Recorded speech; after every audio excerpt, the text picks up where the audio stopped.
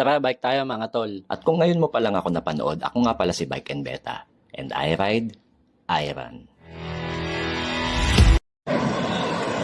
Alas 5 na ng hapon at napagdesisyonan kong mag-short ride. May isang linggo mahigit na rin kasi akong hindi nakapag-bike. Medyo hindi na rin kasi katulad ng dati na merong nagyayaya sa akin palagi. Sa totoo lang, nakakamiss din talaga mga tol. Isa na rin rason na nakikita ko kung bakit kumonti na rin bigla ang mga nagbabike.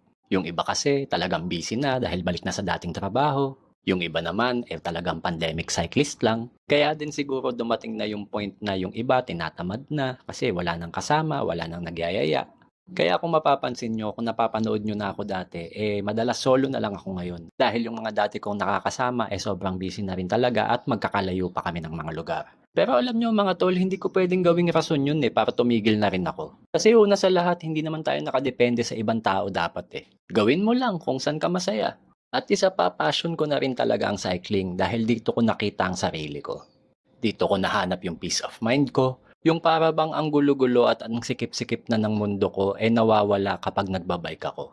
Yung tipong inaalis niya lahat ng stress na nararamdaman ko kapag nagbibisikleta ako.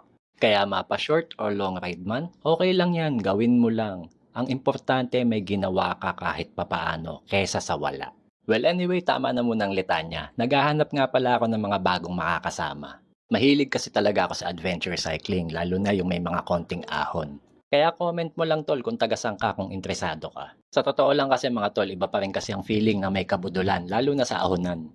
At mas masaya mag long ride ng may kasama. Pero take note, hindi ako mabilis at hindi ako mahilig sa karera. Mas masarap kasi sa feeling yung naaramdaman mo yung lugar na dinadaanan mo habang nagbibisikleta. Katulad na lang nung nagbagyo ko, may video nga pala yon, nandyan yan sa YouTube channel ko.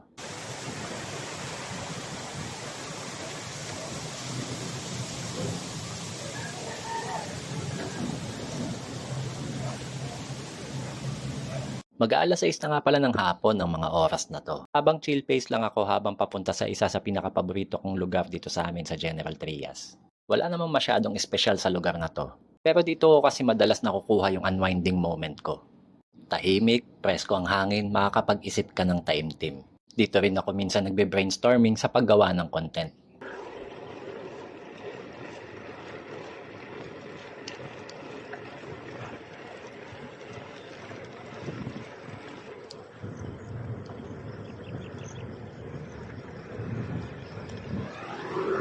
Makalipas ang konting sandali ng pagmumuni-muni, napagdesisyonan ko na rin na umuwi na.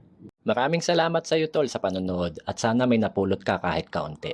Ingat ka palagi and God bless you always.